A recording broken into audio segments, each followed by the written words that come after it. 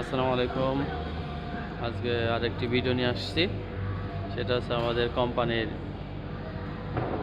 ভেতরের একটি অংশ, যেখানে আমি কাজ করি। এটা হচ্ছে গ্যানারি ফানিম্যান, সবসময় মজা করতে পছন্দ করে। আজকে একটা বিষয় নিয়ে কথা বলবো, সেটা হচ্ছে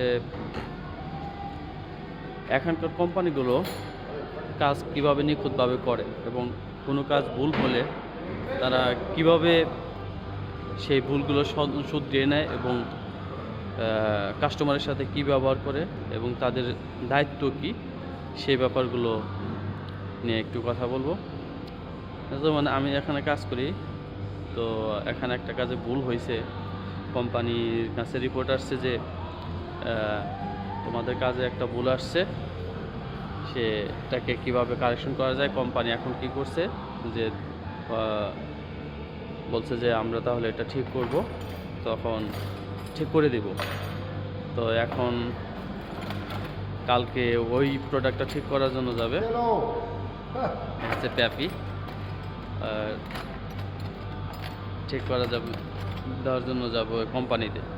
এবং এখানে মূল বিষয় হচ্ছে বাংলাদেশে কি আদৌ কি সম্ভব ছিল এরকম।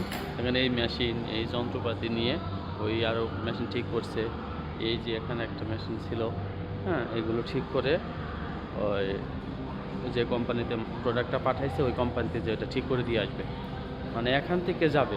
বাংলাদেশে কি এটা কল্পনা করা যায় যে এরকম দায়িত্ব নিয়ে কোনো ভুল হলে সংশোধন করে দিবে? তাহলে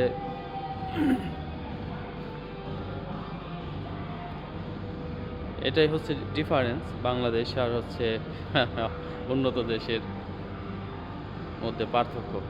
এখন এখানে যাবে, যাতায়াত সব কিছুই করবে এবং কোনো মালে যদি ভুল হয় তখন হচ্ছে তারা এটা কাস্টমার রিটার্ন দেয়। রিটার্ন দেওয়ার পরে ওটা যাবতীয় খরচ, মানে ট্রান্সপোর্ট কস্ট, এটা কোম্পানি বহন করে। কোনো মালও যদি ভুল হয়ে যায় সে কোম্পানি বহন করে নিয়ে আসে।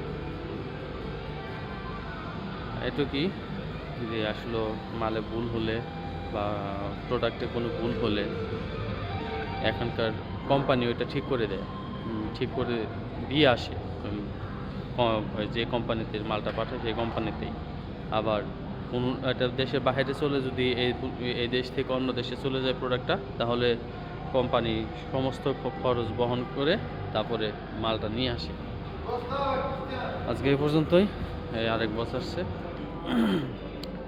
আসসালামু আলাইকুম।